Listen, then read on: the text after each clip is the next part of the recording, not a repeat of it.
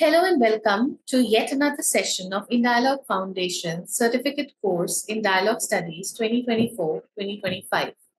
Today, we have the pleasure of having with us Dr. Shanthikumar Hettiarachchi, who will be speaking on Opportunities and Challenges to Dialogue Partners, Christian-Muslim Relations. Dr. Hettiarachchi currently serves as a faculty member at School of Religion and Philosophy, Minhaj University, Lahore, as well as he is the visiting faculty at the Universities of Colombo and Kelaniya in Sri Lanka. He has a PhD from Melbourne College of Divinity, University of Melbourne, where the topic of his thesis was post-colonial Sinhala Buddhist revival and the displacement of Buddhist Christian majority minority roles and identities in Sri Lanka. He completed his MA from Peradeniya, Sri Lanka, and his Bachelor's in Theology from the Pontifical Urban University, Rome, and in Italy. Dr. Hettiarachchi, you have up to 2 hours for the session. You may leave as much time for questions and discussions as you like. And as usual, I would like to remind the participants to keep their cameras on during the session. Sir, the floor is all yours. Thank you. Thank you very much. So, this is my second session with you. I think also in November last year, if I'm not mistaken. And this is a In Dialogue online Zoom session. I've been asked by B.Th, friend and colleague based in Delhi. Of course, I'm not far away from you. I'm across the border, but in the other side of Punjab, the Pakistani side of Punjab. So to the Wagah border, it's about 50 miles actually from here. And right now we have a crisis with a smog overcast above us and has been declared as hazardous. So under very difficult circumstances, the city is strolling. I have been asked to discuss with you Christian-Muslim relations with its opportunities and challenges. I am a teacher here. I come once a year for 2 months. So this is my second month in the slot. And at this moment, I want to take an opportunity to honorably mention our gratitude and our sentiments of condolences to a great teacher of Islam, the inspirator whom we used to call as Hoja Fendi, the Turkish Imam, teacher, inspirator, someone who brought Islam to a massive world of non-Muslims, particularly. He passed away just under 3 weeks of the Hizmat movement. And I want to take this opportunity to felicitate all those who have helped me also as a non-Muslim to be part of this resurgent movement. And because I have been also someone who has studied on several socio-religious movement, and I consider Hizmat movement as also a socio-religious movement. And where I'm working right now is also a socio-religious movement, Minhaj Al-Quran International. And it is within Minhaj Al-Quran International that this university came into being. And the other greatest movement has been the Muhammadiyah movement of Ahmad Dahlan of Indonesia. And the other two are a Catholic movement in Sri Lanka, where I come from, and a Buddhist religious movement. These 6 movements I have had an in-depth study because they are the most connecting links to any of those traditions for those who do not belong to that particular tradition. It is in that spirit I like to open today's session with you. I will try to speak at least 50 minutes from now. I have about 9 slides under 10. And thereafter, I will open up for Q&R, not Q&A, Q&R, because it's a question and response. I don't intend to answer your questions because it's not possible to answer some of the questions. So a response with which you can deal rather than an answer. So that would be the methodology. So opportunities and challenges. I'm particularly concentrating and interested in Christian-Muslim relations, even though I'm also interested in Buddhist-Christian relations and Hindu-Muslim relations and Sikh-Christian relations. These are very important segments in the global community as we go through its varieties of interconnectedness and pluriform methods of interactions in a multipolar world like ours. So there is a history of both concord and discord between the two traditions.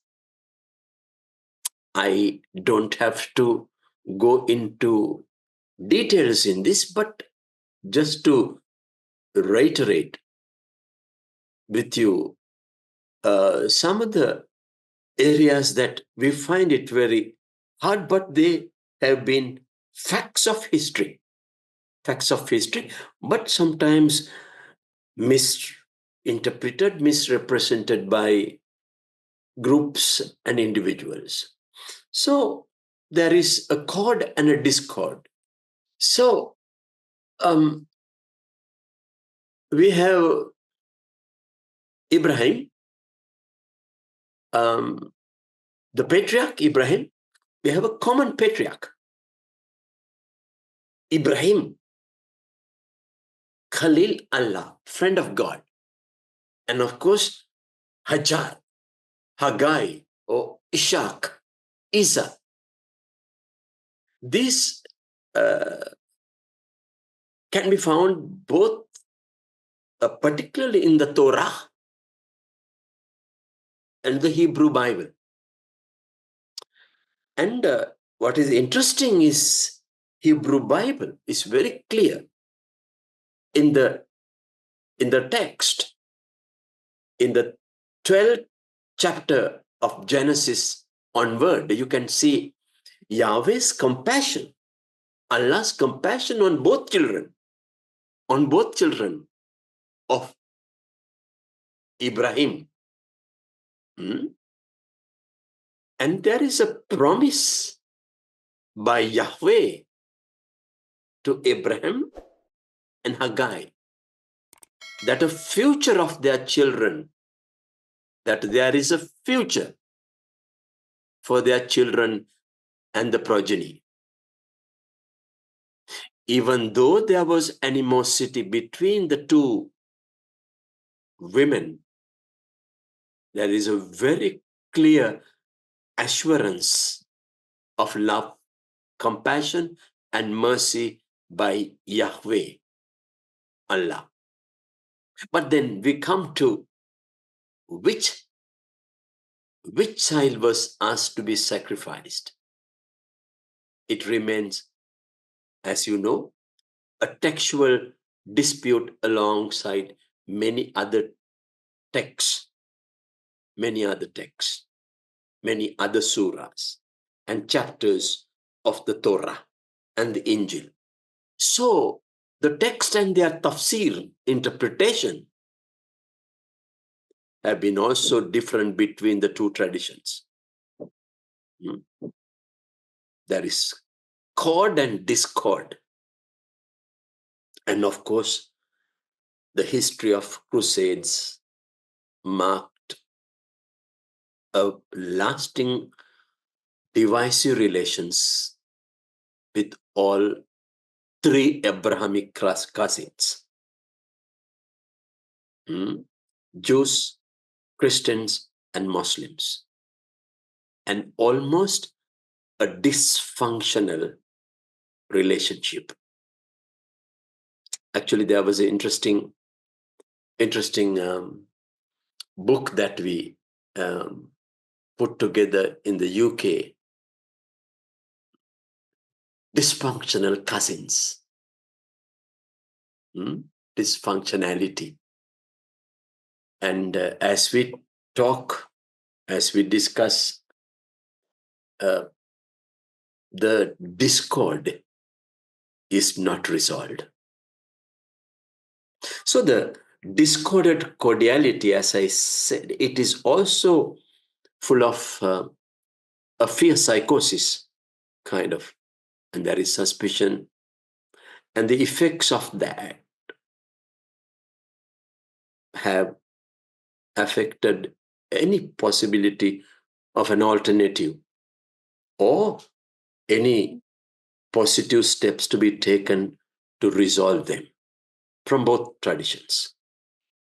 Of course, there are very interesting attempts across the globe by groups and individuals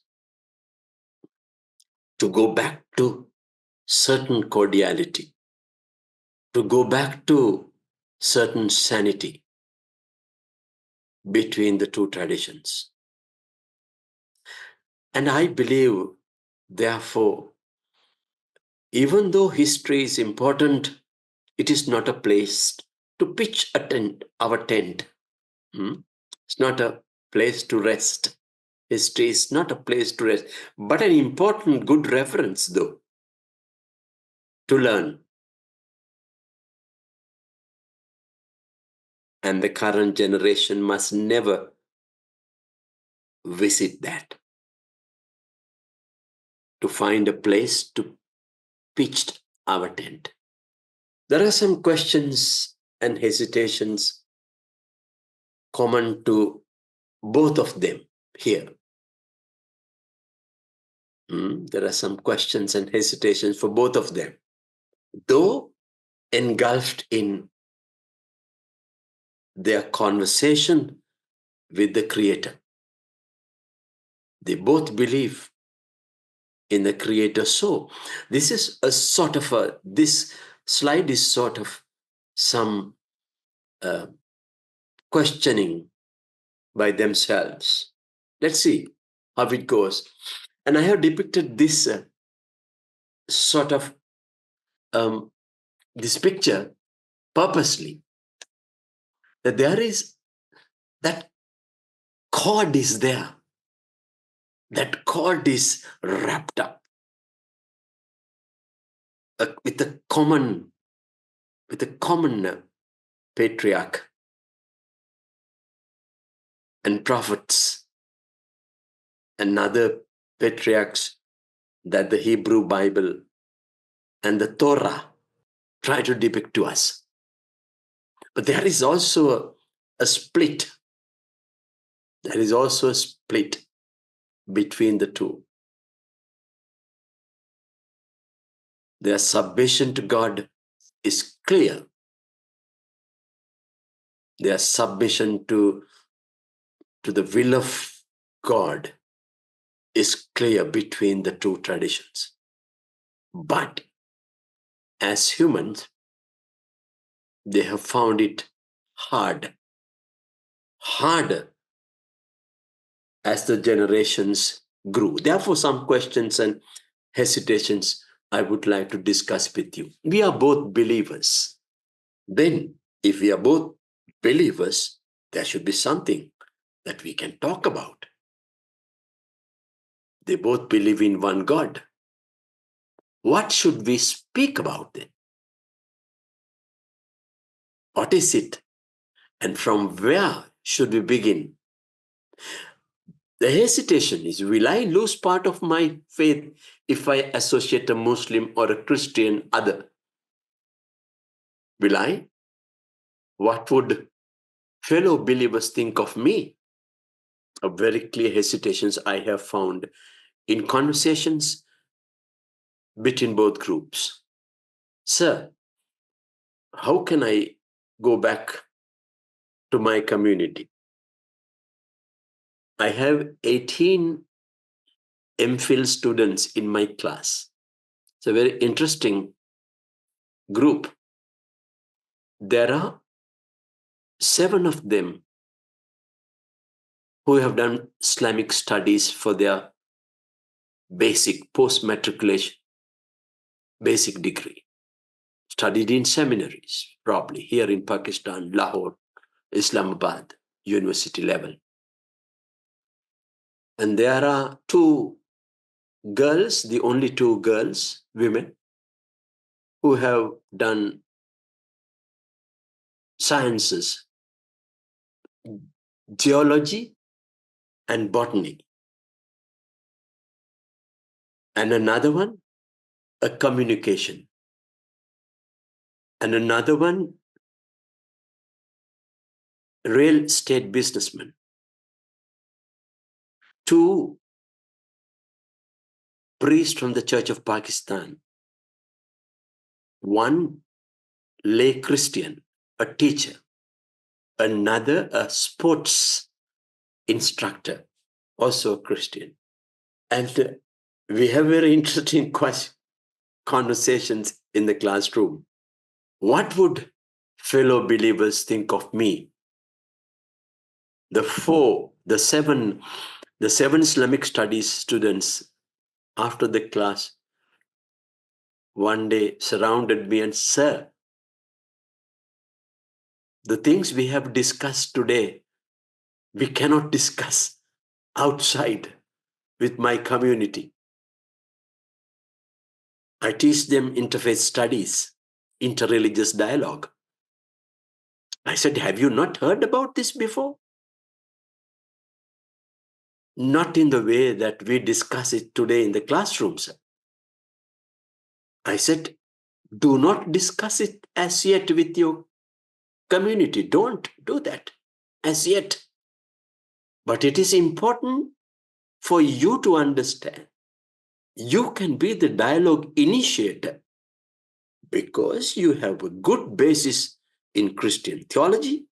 I told the Christian students, at least the 2 priests,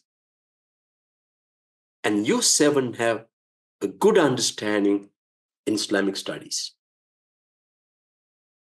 So what you hear, take it to yourself. Think about it. Discuss among yourself, either in Punjabi or in Urdu, with your examples. I will talk to you both from a theoretical and a practical point of view, with your experiences included. So I have started to use a special method with them, that I discuss something with them and I allow them to discuss in their own native language. And I get them to understand, look at the 4 Christians and to say that there you are, that you both are Abrahamic cousins. And there is so much in common, and that you are Semitic, your languages. You have a common access to Hebrew. Christians and Muslims use Hebrew texts in their own text. Christian Bible is a Jewish text. Torah is a Jewish text, Hebrew text. And I said, it is beautifully identified by people like us as desert traditions, as opposed to Indic traditions or forest traditions, because all three have begun in the context of the desert. Therefore, in our studies, we have identified not only Semitic, because it is a Semitic language, not Greek, but Hebrew, Aramaic, and Arabic. Aramaic is important, that it is because it is the language that Jesus spoke. Jesus spoke in Aramaic, and the text, the Second Testament, Injil, was written in Greek. So then, what is our problem? And I think some of you might have been already in conversations with at least those of who do not belong to your own tradition. And maybe if you have not spoken about each other's traditions, at least you would have spoken about what is common to humanity. That gives you the basis to dialogue. Some things that you don't agree with. There is a great suspicion. There is a great suspicion about each other. But what do we suspect ourselves about? Isn't it history? Isn't it tafsir, interpretation by certain schools of thought, certain individuals that you are compelled to accept as the final truth? And is it based on that we suspect each other? These are significant questions that I ask my students here, both here and Colombo. What do we suspect ourselves about? Because we together go in the same bus to the office. We share sometimes what my mother and his mother has prepared. But it is not easy. It's not easy to brush it all. But we might have forgotten the common heritage, the text that we share, the prophets that we share. But still, we like to go back the human weakness is that we harp on the bad, nasty aspects of histories. And we sometimes not only we harp on it, we try to burden ourselves. Basically, it's burden of history. It's a difficult one because our makeup is also part of history. I don't think anybody who is 14 is here, but you're quite mature. But we bring back some of the memories of when we were 14. It is quite natural. But to bring a history of 400 years, 600 years, 1,000 years on ourselves, it's unfair on you. That is how I see. Because Even if you live 100 years, you cannot carry a burden of 1,000 years. So why carry it? Why carry it? Because what we do is we refuse each other based on a history told to us by someone or written to us and presented by someone. But I create that as my yardstick to treat my religious other, be a Christian or a Muslim in our case, today's discussion. Because we refuse to accept him or her. Okay, this is interesting. This is an interesting one.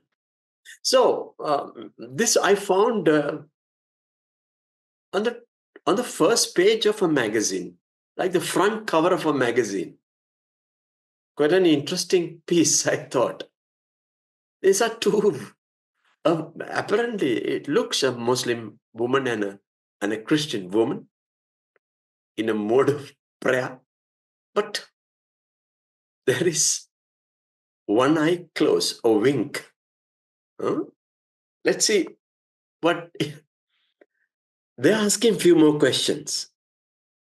They're asking few more questions from their own traditions. It's interesting. Each one of them, not just interfaith, but also intra-faith dialogue is crucial too. So interfaith is between these two, but within each tradition there should be dialogue as well. I'm not going to touch that area, but I just wanted in this discussion to flag it up because that is also an important factor. Because they are now talking. We women in each of our traditions must be treated equally. They have a common voice now. They must be treated equally. That we need to clean our own backyards. That's intra-faith dialogue, reference to that, a very short reference to that. That also must happen. That we want to remind the men of our traditions that Allah is our creator too. The women. And remember, if we have nearly 7.2 billion people, it's about at least 52% of that population are women. They are our mothers, our sisters, and our daughters. And they say we want also to tell our sisters of our own traditions that their voice on their life and children must be heard by those in authority. Because the largest population that have been killed in Gaza happen to be children and women.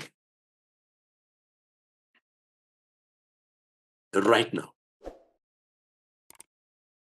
And that is also part of the Abrahamic family, the Semitic tradition, the desert traditions, not far away from us. Not far away from us.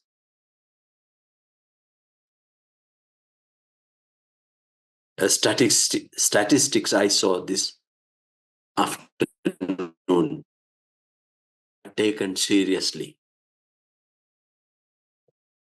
So the women I thought this was a picture that's so intriguing. And I kept it in my repository.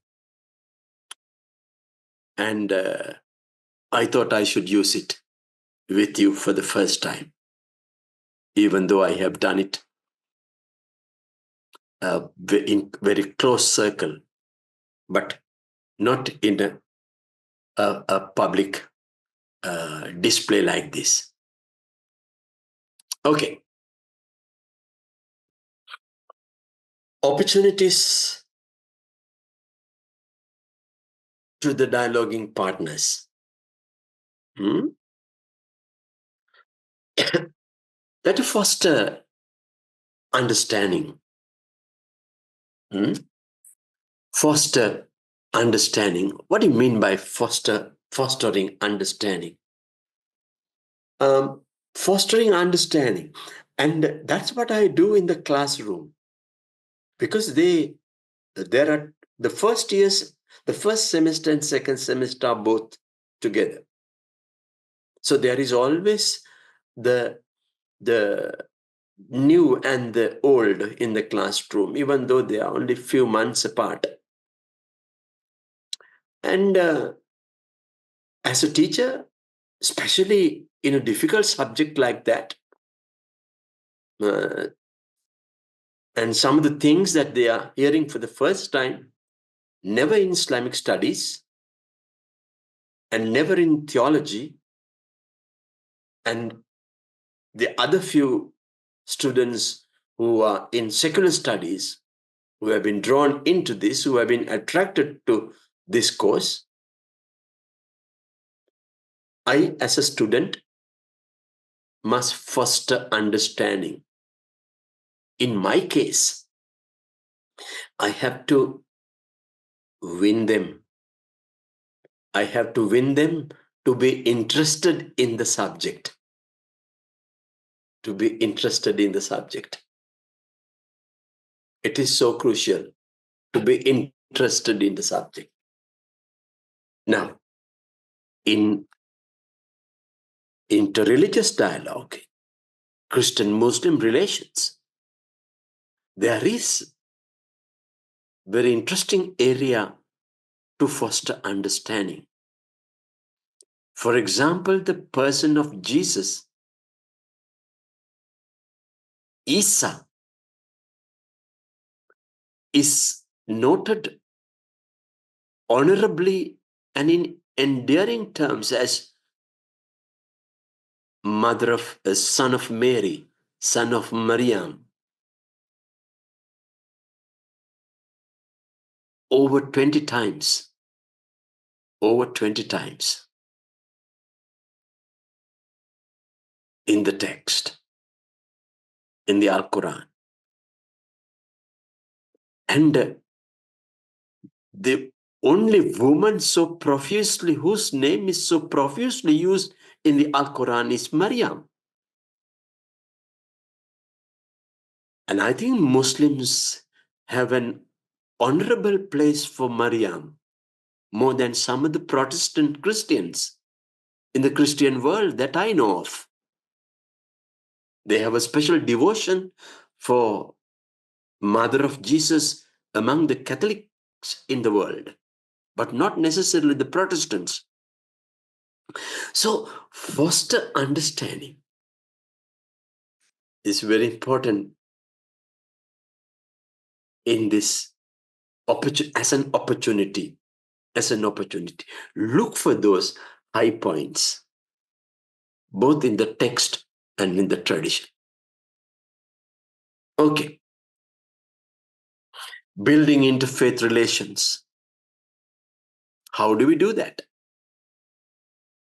My experience has been interfaith relations are sometimes based on friendships. I told you about a person going by bus in the same bus halt and going to the next to the destination of that bus, to the city, and then they separate into two different workplaces, but they come back. But their conversations Their friendship is built on traveling in the same bus to the same destination, but not working in the same place. And they talk about each other's siblings, mother and father, and they suddenly find that one is a Muslim, the other one is a Christian. And it is a good rapport on friendship. And to the Christian girl's surprise, she's been invited for the Eid celebration to this Muslim girl's family. And there begins. And their parents and the girl's probably father, he happens to be a vicar. Happens to be a vicar. And then the Muslim girl's mamu happens to be an imam of a local mosque. See, friendships can build interfaith relationships. Just two girls, but ends up in an interfaith council in that city. I'm not creating a story for you, but I'm just reminding myself of what has happened elsewhere in my own dealings and hobnobbing in this area. So there is a possibility of this. Relinking gaps of communication. For sure, in my classroom, where Christians and Muslims study together, there are gaps of communication. There was a heated, was going to be a heated argument, which was pacified by another student between two Muslim students. One asked me a question, and the other one in the back bench tried to explain to me the question that this young man asked me. And he was not very happy about it. He felt that he was undermined. That has nothing to do with, it's a human nature, but nothing to do with religious dealings. But there are gaps of communication. There are gaps of communications. And of course, they shook hands soon after the class. So we must try to relink gaps of communication due to more than one reason. Due to more than one reason. This has happened, I can give an example, in an interfaith gathering. In an interfaith gathering, there was one time between a Sikh and a Hindu in the UK, where I was working then with these groups from Jalandhar, Sikh who had settled down, and a Gujarati Hindu. It was something to do with Indian context. And then the conversation broke, and there was animosity. And it took nearly 4 months for four of us, or maybe more than four of us, half a dozen people, to bring these two individuals together. We think that it is only two individuals, but the word goes around, and it became the Gujarati community and the Sikh community from Jalandhar, who was settled down there. And it became an animosity that went out of this conversation into the community. So we had nearly 6 of us in 4 months negotiation, visited each other's places of worship, and over a beautiful meal, langa, we reconciled. So it is an opportunity. It is an opportunity. And we revisited the entire episode. And we had third-party intervention. We had third-party intervention to describe the trivial nature of that had gone snowballing. Snowballing, like a small, snowflakes rolling down from the top of the mountain can be a disastrous, almost a ton weight ball coming to the village, rolling down. So, gaps of communication is an opportunity to go beyond the regular conversations. And we found after that many others interested in, because out of a tragedy, out of such a interrelationship tragedy, turned the tragedy into an opportunity. And we made so many other links in the Gurdwara. And a return visit by the people in the Gurdwara to the mandir, to the Hindu mandir,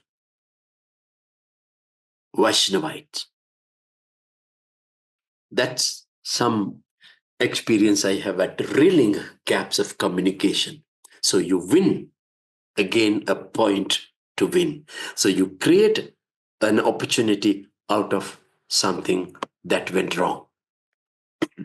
Good. This is also very important, especially for those of you who are young among you, and not necessarily just young, but for everyone, especially for the young. Learning and seeking new knowledge. I'm reading the latest book by Harari, Yuval Harari, a Jewish American Jewish writer who wrote several books since 2016, I think. He wrote Sapiens, Homo Deus, 21st Lessons for 21st Century, and now he writes Nexus. Some don't like it, like him, but I like his informative nature. Learning and seeking new knowledge, it is important. Part of the problem of not being able to break through in these dialogues is that we are refusing new knowledge. New knowledge we fear sometimes because it will challenge my old knowledge. Seeking new knowledge will challenge my old structures, my old beliefs, my old upholdings. Why not I consider the new knowledge that I gain as a learning moment, or moment of learning something that I had not known? That would be an interesting approach to new knowledge, that I consider that as a moment to learn and perhaps to unlearn. New knowledge will tell me that you have to sometimes push a certain boundary, and it is okay to push a boundary, not to break the boundary, but to push the boundary. Do not make it a wall, but make it a bridge. To create a boundary, not with a wall, but with a bridge, so that you can cross and come back. by crossing and going to the other side, you will only gain, but not lose. You come back as a person who might have gained. Seeking new knowledge is so important. So important. The African philosophy is almost put together in the concept of Ubuntu. Ubuntu. It came to limelight with Nelson Mandela's freedom struggle and what he dawned upon South Africa, without which might have been ended up with the end of apartheid, would have ended up in a bloodbath. Ubuntu. I become me because of you. It is because of you I become who I am. Interesting.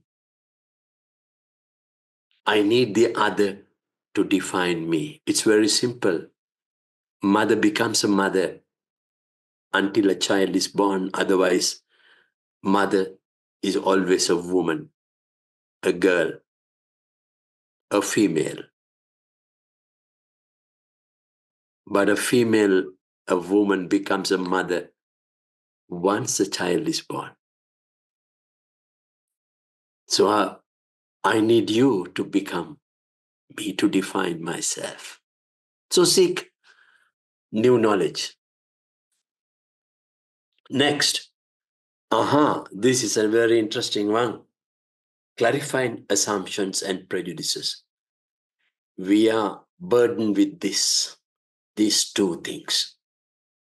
That is why we cannot. And we must consider them as an opportunity. An opportunity. What are the assumptions? What are the assumptions? What are the assumptions we have? This last picture here, in the 9 pictures we have, they're cartoons. I got them as cartoons to describe. The last picture that I'm taking my cursor to you. Clarifying assumption and prejudices. Very important. To find out what the assumptions are. We assume a lot of things and we go with prejudices sometimes. And that is a moment for enlightenment.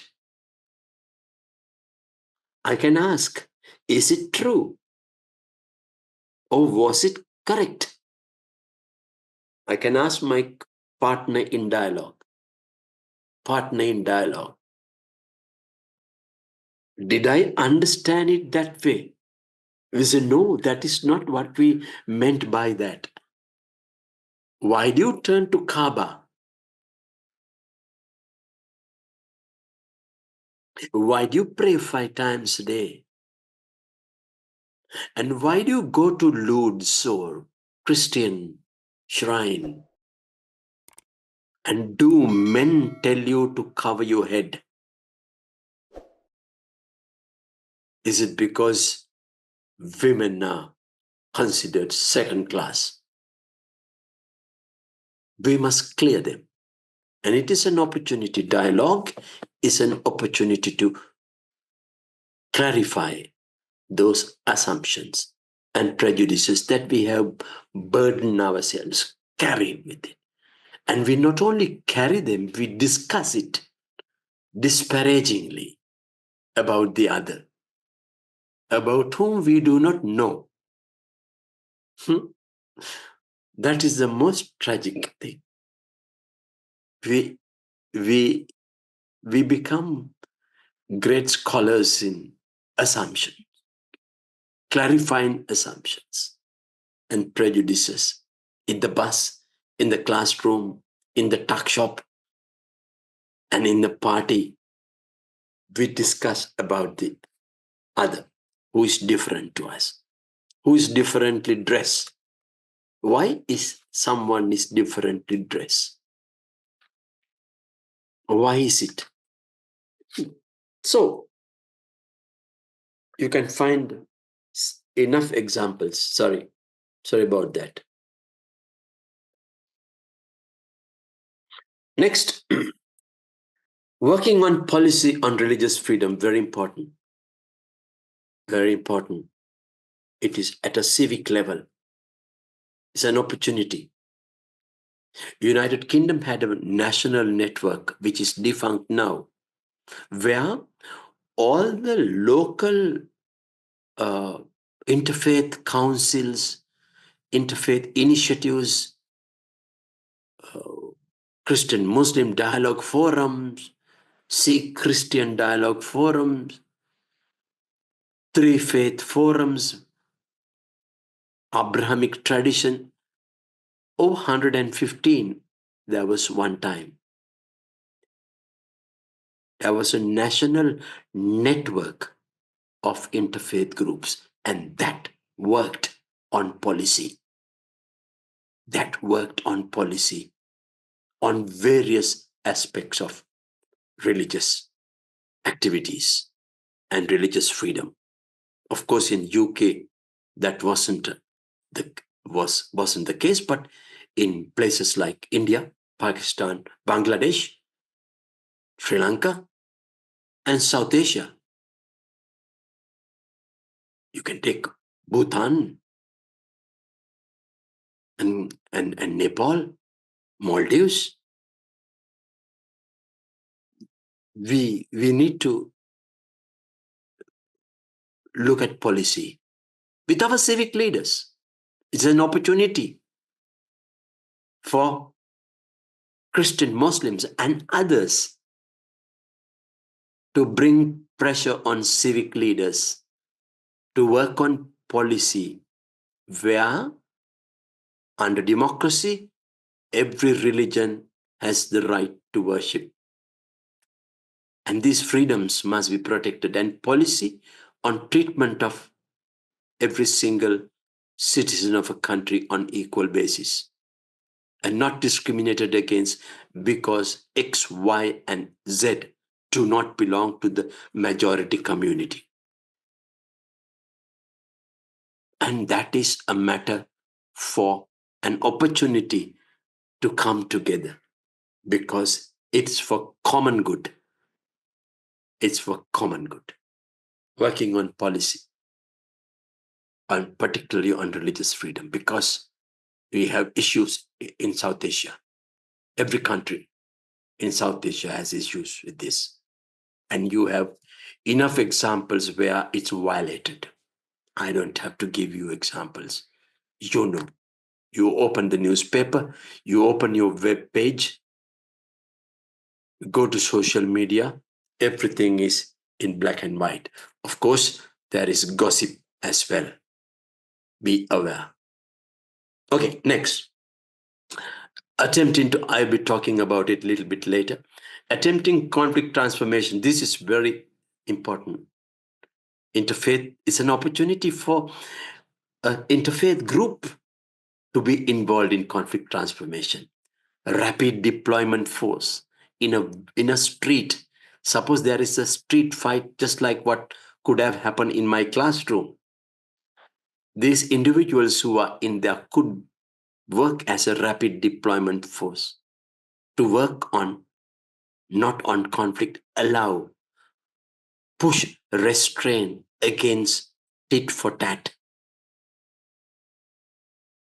We have stories. We have stories right across the board. In South Asia, we don't have to go anywhere.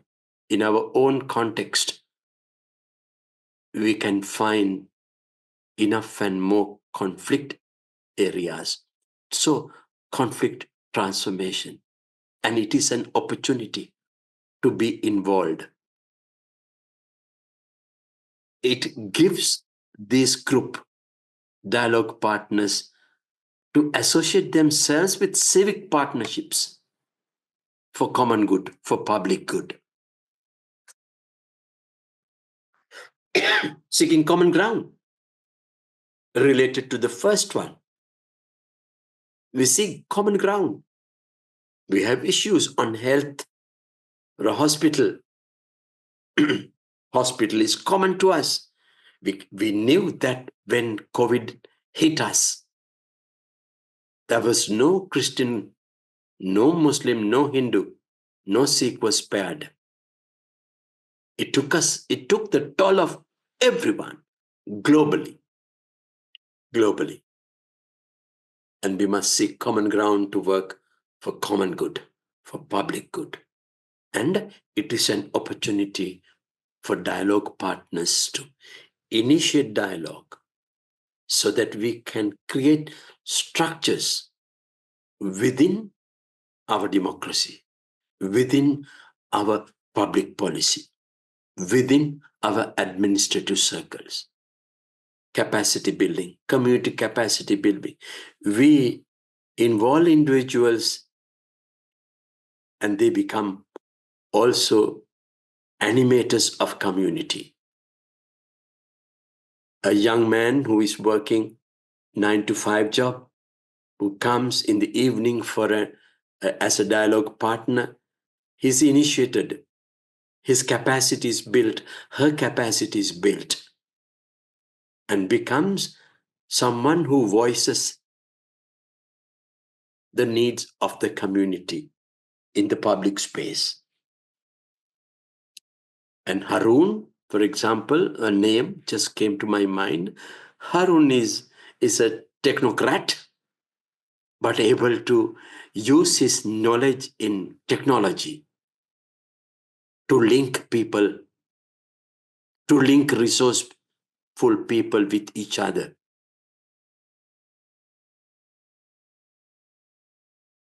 And we built not only he has his technocratic knowledge, but we also build his capacity to be the community link person. What an opportunity to dialogue.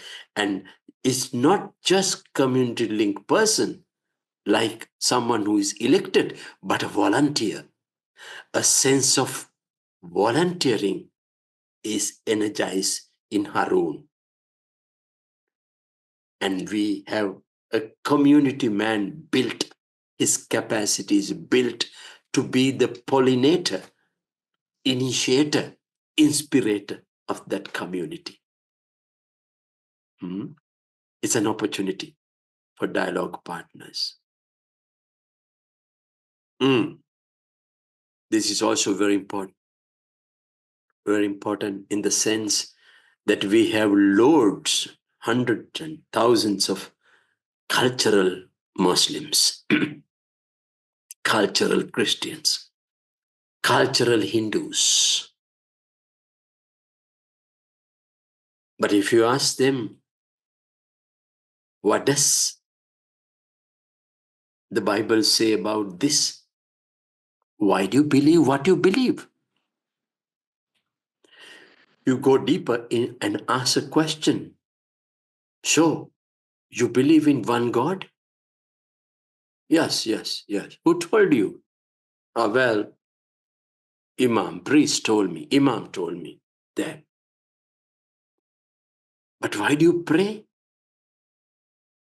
Why do you pray? Well, I prayed as a young boy, so I pray it now. But what is the meaning of prayer?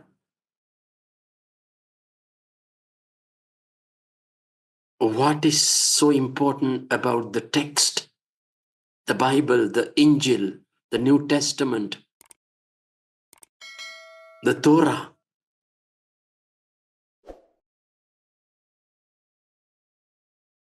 Therefore, religious literacy of each tradition is important.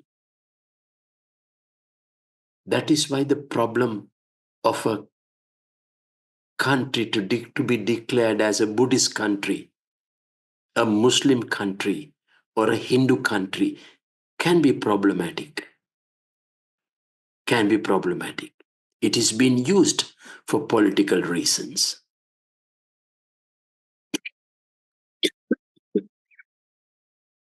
Because you can find millions and millions and millions of Hindus.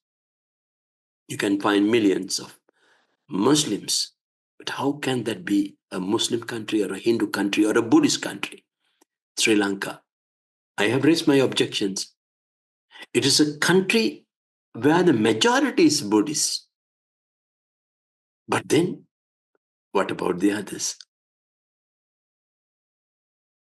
So we cannot. It's a human failure sometimes to define a country by religion. A nation is a citizenry,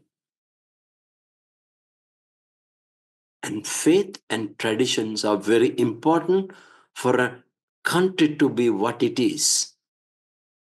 Yes, of course, there is, without any fear of contradiction, I should say, religion and tradition is important as anything else, as just like what you eat, because it is part of you. And promoting religious literacy is what is most important as a point of, as an opportunity for dialogue partners, that you start a new conversation, not just nominal Hindus, nominal Christians, and nominal Muslims who only become Muslims for Ramadan, only become Hindu for Diwali, only become Christians for Good Friday and Christmas. And we have a population that operates. And reaching the unreached, reaching the unreached is also an opportunity for those who take part in dialogue. And that aspect, the last aspect, is also connected to the intra-faith dialogue, because you clean, you strengthen your own community while you converse with others. Good. Okay, we go to the challenges. I should finish within next 15 minutes. Now, this slide I will run through. Burden of history. The challenges I told you at the beginning. Deeply held beliefs and views of the other.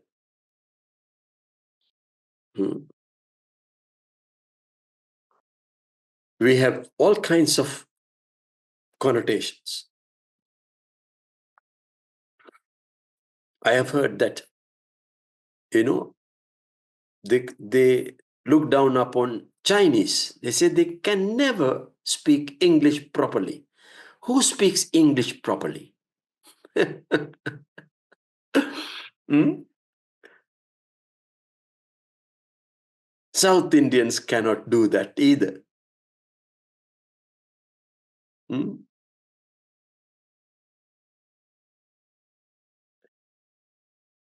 So deeply held beliefs and views, and they don't help.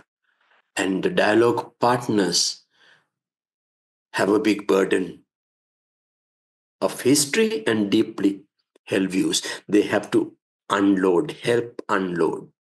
And misunderstanding, misrepresentations, and misinterpretations. They are part of history being misrepresented, misinterpreted. And they are stumbling blocks. And some traditions have schools of thought who have defined, described a lot of things. And they become a stumbling block, a hurdle for dialogue. So it is a very heavy area for dialogue partners. Of course, these can be the first and the second can be treated but at a very different level of interfaith dialogue between among scholars, perhaps. First two areas. That's why I put it in two colors. First two areas can be handled by scholars at their own scholarly level who have gone into the tradition, for example, hadiths and the Quran and the text of Christians and their own traditions. Then, of course, more local level, stereotypes and gossip mongering, that can be handled by at another level. At another level. So the third can be sort of community level stereotyping. We can talk about stereotyping one day. I have done that once. Bit sensitive. Sometimes it can go wrong also. We took up some stereotypes of Muslims, of Christians, of Sikhs, and gossip mongering. We took up about 5, 6. One moment was a difficult one. I forget what exactly was there. But it worked well and they all laughed and we had samosas and pakoras and then had tea and went off. And when they met together, they spoke about this. Later on, I have found it very interesting. They can speak to each other. The interesting area is you laugh at your own stereotypes that you create. Ability to laugh. So that can be at a community level. That challenge. But theological disparities and disagreements, that also can be part of the first and the second. There are disparities, of course, that I raised that at the beginning. Textual disparities are there. Disagreements are there because we function differently, because we act differently. So the first two, number 1, 2, and 3 can be put at the same level of dialogue. So the dialogue partners can be in different level, academic, universities, scholars, from the ulama, and the theologians can be part of that. And cultural gaps and differences can be also in the third group, because that is how we function. Culture is how we act and function, how we speak. And those gaps and differences are known to each other. So we can bring that as kind of and it is a challenge that we face at that level. 6, language myths and customs of specific people. That as another level is between the community and the community and the intellectuals, the academics. It is a group that whose skills we can deploy, like the poets, the literature specialists, the novelists, the folklore of the place where we live. All that is part of that category.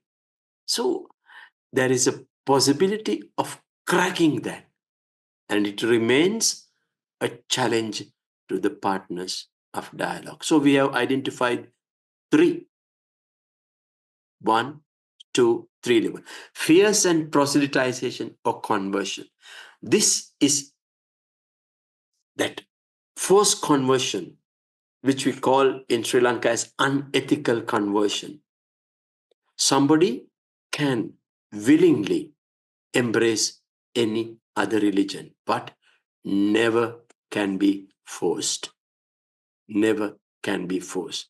There are individuals who have embraced other religious traditions than from the tradition of their birth.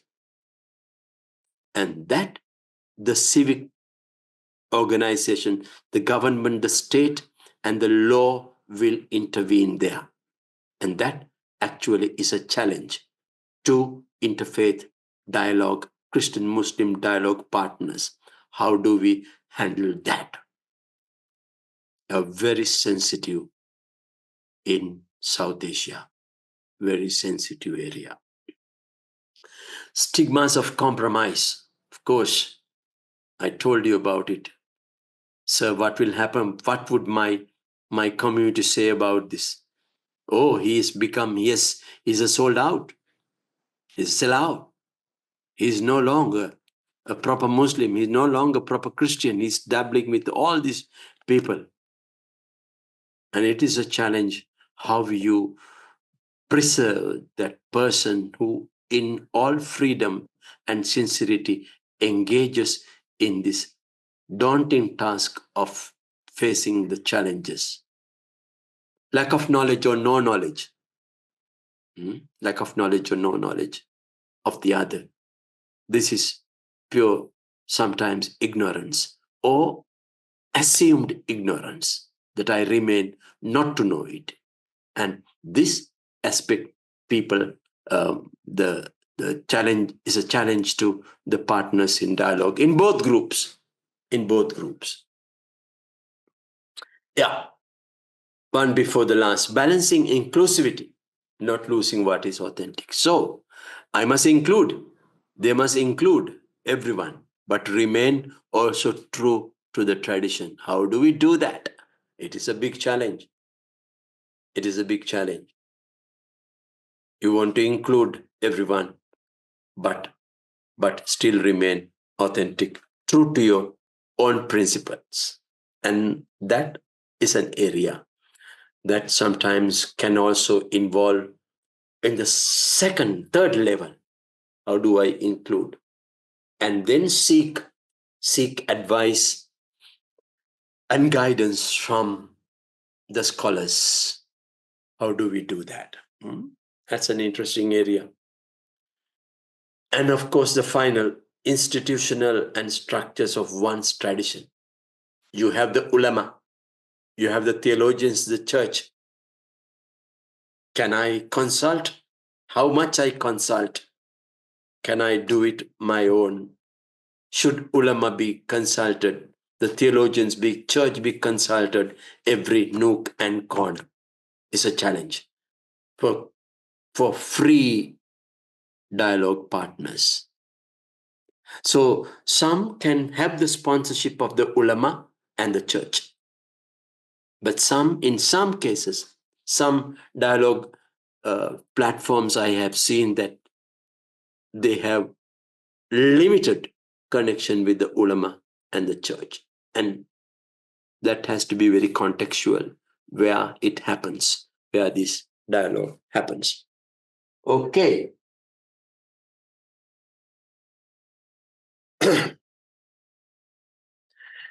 Can one of you read this?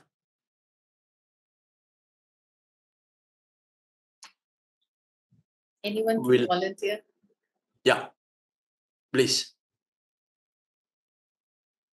Volunteer. Yes, go ahead, Jay, please. Okay. Am I audible? Hello? Yeah. I can hear you. Yeah. So the quote is, there will be no peace among the nations without peace among the religions. There will be no peace among the religions without dialogue among the religions. It is attributed to Hans Kung, who, yeah. Yeah. Thank you. Please read about him. He's an interesting theologian, Swiss origin. He passed away 2001. Say his proposition is for global ethics for religious groups, states, governments, that we must have a global ethic. This will give some kind of energy to dialogue partners. That's why I wanted this. The economists, city planners, entrepreneurs, ecologists, bio and info technocrats. So they must be also part of this. They must be also part of this. This Christian-Muslim Dialogue Forum must remember that they are also part of a global ethics. Because they are not isolated from all these movements and dealings. Because it is based on logic and reason rather than tradition or just injunctions. Religious groups, while rooted in their own spiritual tradition, they can subscribe to pluriverse ethical principles in order to honor one another. It's important that to know that we live in a pluriverse. It's like a plural world, a plural universe, a multipolar world. Is no longer excuse me, it's no longer it's a global village, even though we call ourselves as nations. Honor one another. The ethics is always based on what is right and what is ought and what is not ought to be done. So it is always not just rights but obligations. We must remember that ethics is not just based on rights but also obligations. Therefore, they must look at the employment practices, corruption, environmental pollution that we experience now both in Delhi and here, and human rights. So ethics is based on these larger principles of civic living and interfaith relations, according to Hans Kuhn, is part of that. So the peace among nations cannot have peace without religions, among religions. I'll tell you why it is in a minute, in my last. Therefore, human rights, environment ethics, global health, labor laws, they must be in a framework. They must put themselves alongside diverse cultures, religions, traditions to create a more just, a fairer, and a peaceful world. And the religions are there to contribute to that, for the well-being, for the welfare of humanity. That is the task. That is the task of a religion. And that pleases,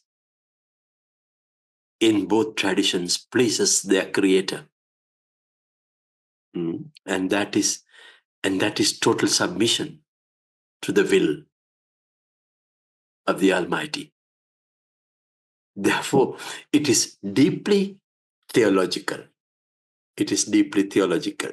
And it is within the parameters of both traditions in my study and in my reflection that I have found. Okay.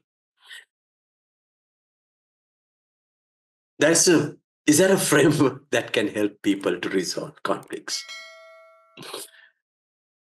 Because the conflicts disturbed us. It is the opposite of dialogue.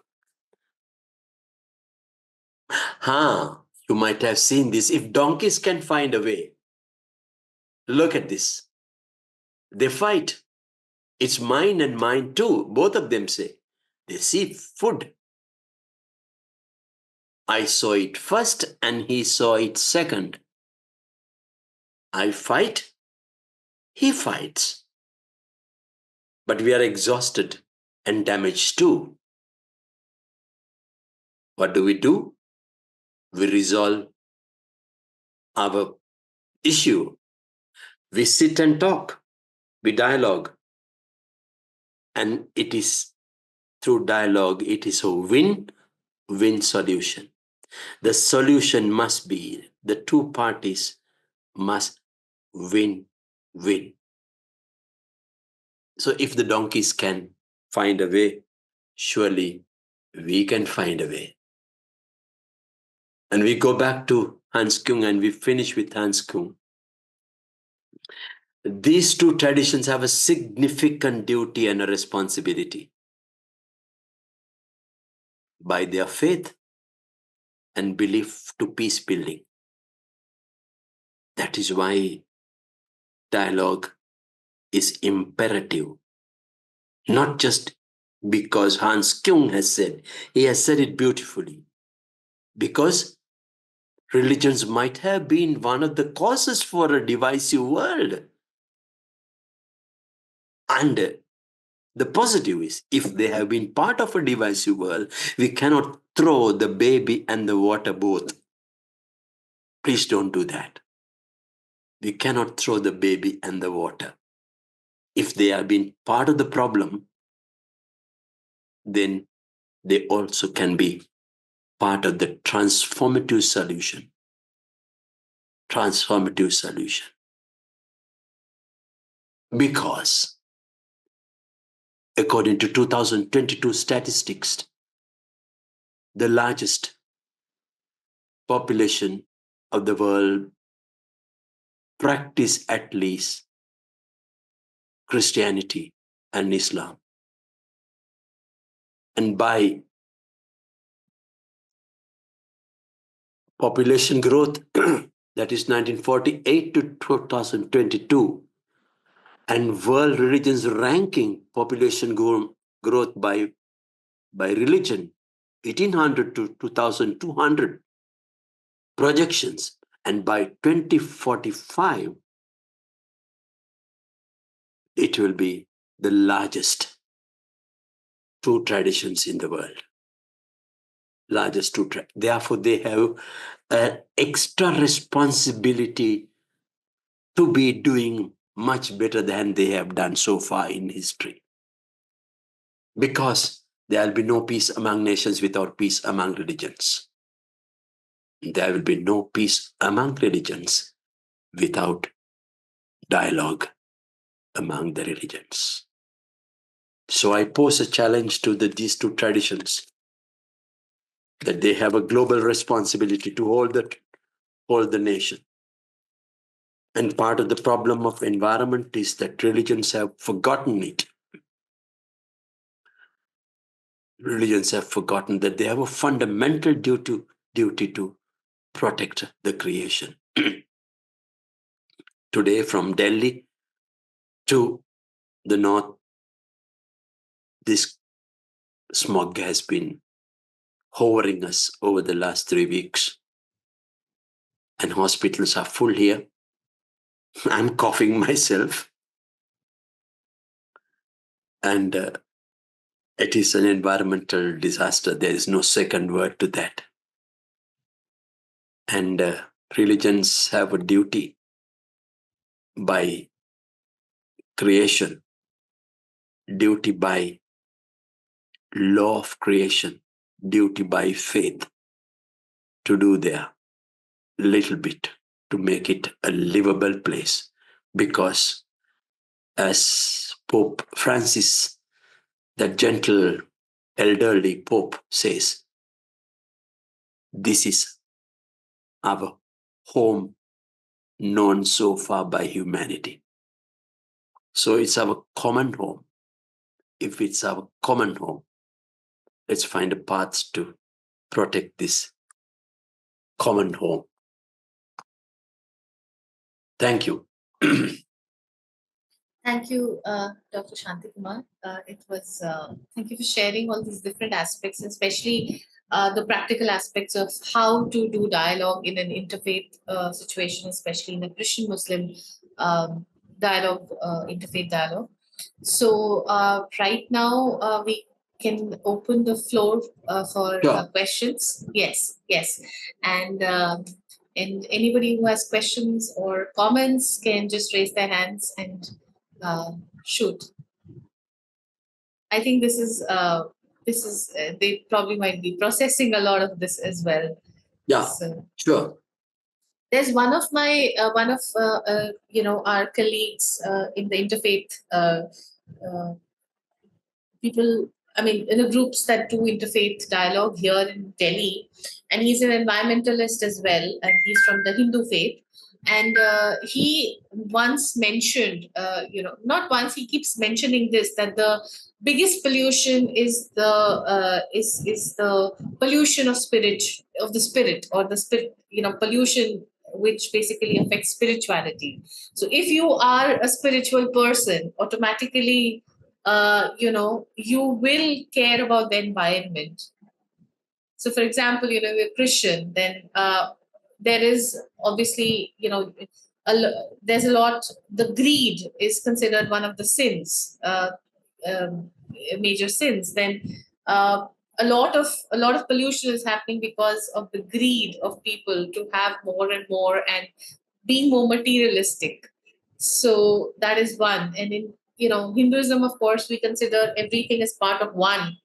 uh, Entire universe is part of one whole thing. It's a one unit. So just like we wouldn't cut our own hands, to hurt ourselves, so you wouldn't hurt a river or the air because it's also part of you, of the one system. And similarly, in for example, in Islam, there's a huge impetus, a lot of importance is given on uh, being as simple. So I remember this one quote of the Prophet, peace be on him. So he says that if you find the right man, you should marry right person, man, woman. You should marry them with a iron ring, and you do not need like a gold ring or a silver ring. And he preached a lot of simplicity and humility. So yeah, that is, so all the religions somewhere keep talking about, uh, let's say in Sikhism also, if you have excess, if you have a lot of money, you need to go and feed others. You need to go and sort of. So there's this entire thing about not being too materialistic in all religions, Jainism, Buddhism, everyone. So yeah, you're talking about pollution. So I think what he says, it just came to my mind. Just wanted to add that little comment that it's the pollution of the spirit, which is the most dangerous, because that's what leads to other kinds of pollution. Yeah. Yeah. The spirit must be clean. Huh? Mhm. Um, and then obviously spirit helps you to create your own action. Right. That is very basic to all the spiritualities. Yes. Yes. All the gurus, all the gurus have told that. So this is our home, I think. So India is your home, but the world is our home.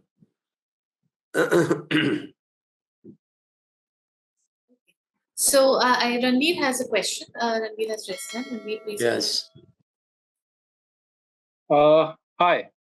Hi. A very, very good evening. It was such a enlightening thing which you just said. I'm concerned about one thing. So it is not rather a question. It's just I want to have a dialogue on this direction, that how you see the role of state, which I assume, which certainly is one of the most powerful entity in this what you say, the sovereign boundaries which we are calling nations, and they are playing a lopsided role while having some inclination toward one particular religion or other. So how you see dialogue in relation to this state's biased roles? Hmm. Yeah. Yeah. State is a very big animal, Ranveer. It's a very big animal. I'm not talking about animal in the sense of degrading, but it's a kind of figurative way of saying it. You have to handle it. And the state lives, states stay. The state stays, but those who are brought into the state to govern are the ones who create the state. And those who are brought to govern must be ethically responsible or made ethically responsible for their decisions by us, by the public. That is why democracy can function. At least it is proven to be functional so far. Within, of course, within its own demarcations. And the pressure, to take the example of Sri Lanka, 2022 was a very harmless, almost non-violent opposition to the regime.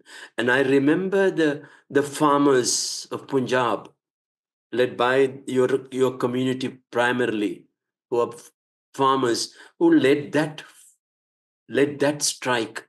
There was legitimacy in that, and there was legitimacy in that, and they had to hear it.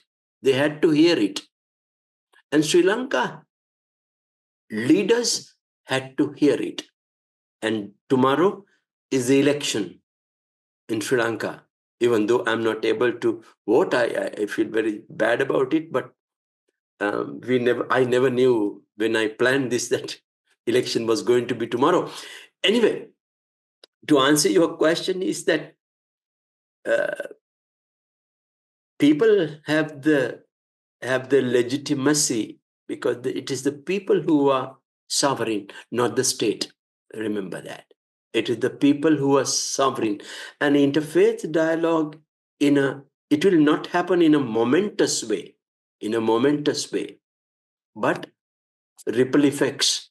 It will have its own ripple effects. And we cannot allow hegemony, and we cannot allow a single religion anywhere to dominate.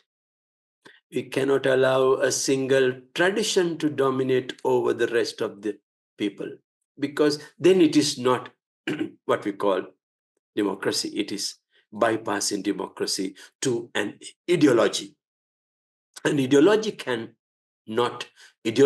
be very inflicting fear and suspicion.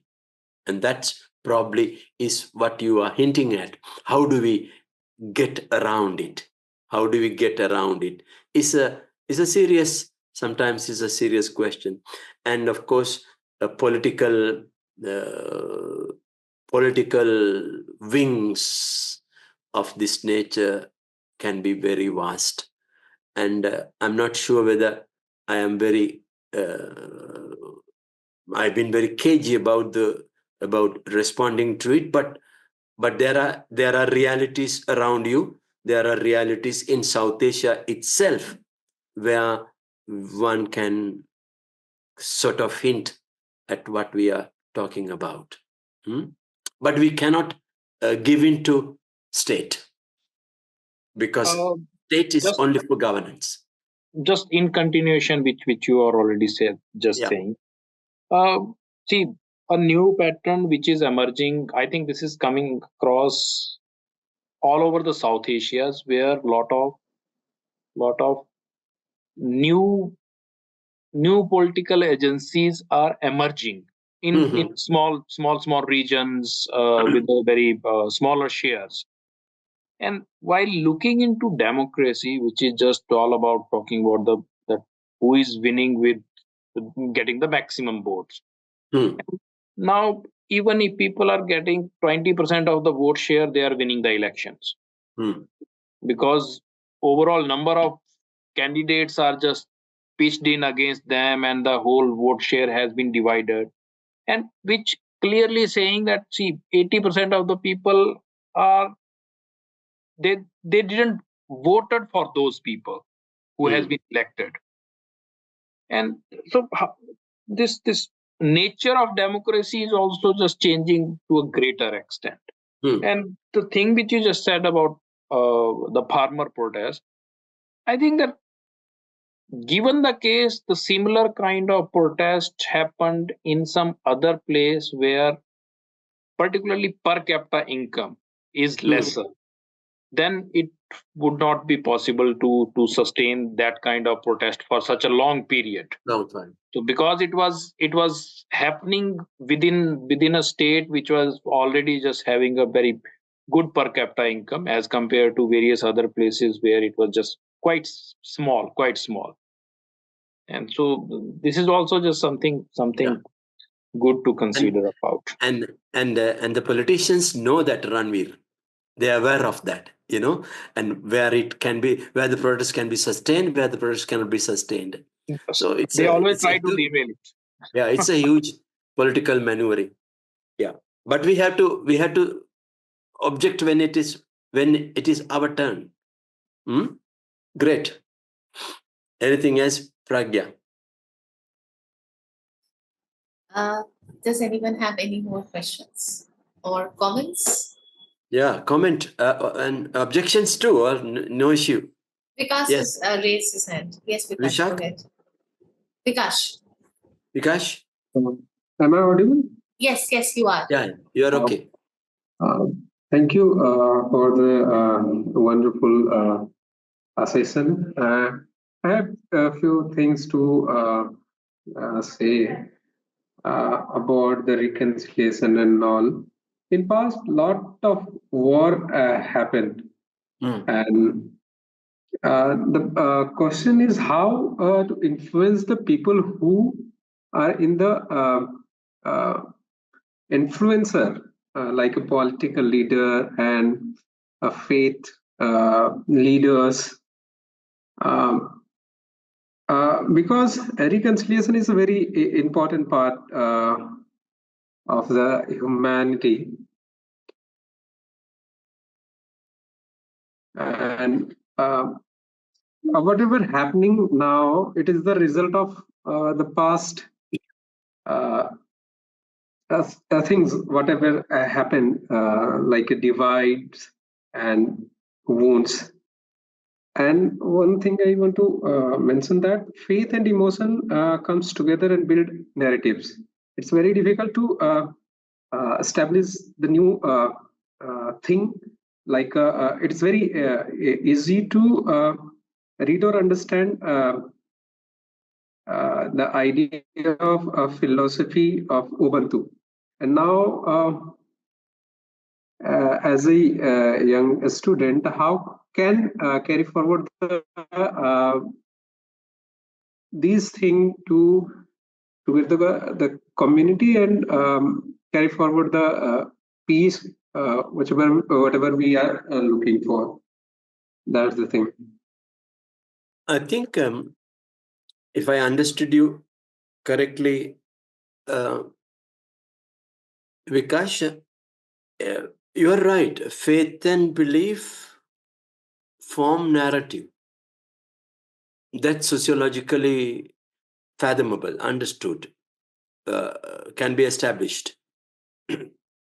But it is almost at the same position, like Ranveer mentioned, that we must create sustainable and creative civil rights groups. You see, so that the state does not become the only institution that can rule, because state cannot undermine the civil rights movement, because sovereignty of the people cannot be denied. The politicians will have to come back to people. Politicians have to come back to people. The state over democratic rights cannot be allowed. The state is accountable. State is accountable to people. And governance is given through a contract. You gave a contract to Prime Minister Modi. And tomorrow Sri Lankans are going to give We're going to make a contract, a mandate. And they are not elected forever, like your father is your father until father dies. Even after father and mother dies, he's your father and your mother. It is not a relationship like that. Democracy is what we do day in and day out. And they have a limited power, and that power is given by us. The power is vested in you, in your capacity to understand the nature of reality in India, in your part, as a Hindu, as a Sikh, as a Christian, as a Muslim. And that's your part of your brief of your own personality and your position as a human being. And you have a right for that. And the state is obliged to provide you that safety, that right, as a Hindu, as a Sikh, as a Christian, in a pluri-universe, in a multipolar world like India. It is a world in itself. It is a world. So never give up. Never give up your position as a person who is in this wide whole world. And do it with others, not alone. Not in the dark room with your computer or your phone, in community. That is why this is important. This conversation is important, that you don't do it alone, that you do it together. All right. Okay. Anybody else? You had about 19, 16, 17? Yes. So, since there doesn't seem to be any more comments or questions, I'm going to wrap up and close the session by thanking you so much, Dr. Shanthikumar. I loved your presentation, and we've at In Dialogue we've had a number of sessions as well as offline and online which talk about Christian-Muslim relations, and considering the major there are two major religions of the world, and interacting globally in so many countries, the people who are Christians and people who are who follow Islam are obviously interacting with each other in so many different countries. It's actually a very, very important and relevant topic. And I think the best part of the presentation. Okay, Sahid has his hand up. I'm sorry. Go ahead, Sahid. Okay. Thank you, sir. Thank you, Yeah. Shanthikumar, sir, for your brainstorming and well-prepared presentation about almost mystic traditions and cultures and religions also. And there is beside of this, I visited like 2017 to Sri Lanka as a youth icon of India, as a international youth exchange program. I see. Attending my National Institute, Rajiv Gandhi National Institute. After my visit, there was it is not related to this topic, but it is also comes in this in dialogue programs, especially in Sri Lanka. There was a fight which happened between Muslims and Buddhists during that time, and especially and the Christians and Buddhists, how the conditions right now, how they are solving that issues right now, and whether the youths were taking the initiatives from the youth parliament of Sri Lanka in order to coordinate in order to bring the harmony between them, whether these initiatives are taken up and how the things are going on there right now. It's just You see, Shahir, when a country is when a country its population feels that they rule, the the wrong side of the coin is that a cultural group or a religious group or a political group says that they voice everything of the people, then we have a big problem, big issue with that. No country can totally represent the entire population. No government, no state is related to Ranbir's and Bishak's question. Because even if you get a 52%, 51% mandate and you become the president, and there is 49% who didn't like him, and he declares himself as the president of all people, just like in the case of Donald Trump right now. Even he won all the 6 battleground states. He's still the president of all Americans. Now, the problem is when you say that this country is a Hindu country, that this country is a Muslim country, that this country is that country, this country, the others feel that, what about us? That this is the Bharatiya Janata Party, and this is that party, this is this party, this is the Republican Party. We can identify them as parties and traditions, but that cannot be the yardstick to treat other people. That is my point, Sahi. Thank you. And Sri Lanka went through that. You cannot. Because we are 22.2 million people, not like you. You are billion plus.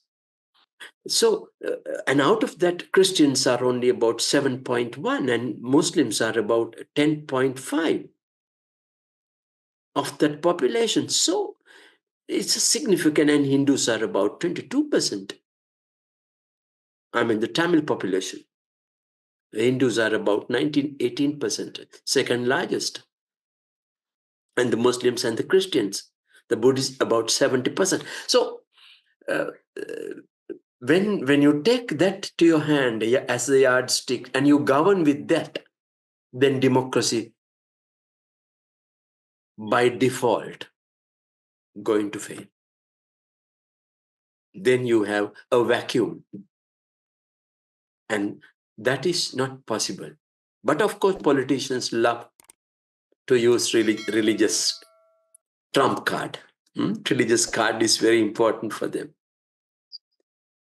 And they come to power with that. And that has been there around us.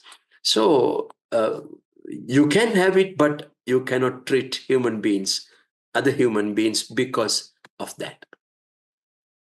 That is where civility runs away, and then the law of the jungles rules all the capitals. We cannot allow that. And that's where we have to push.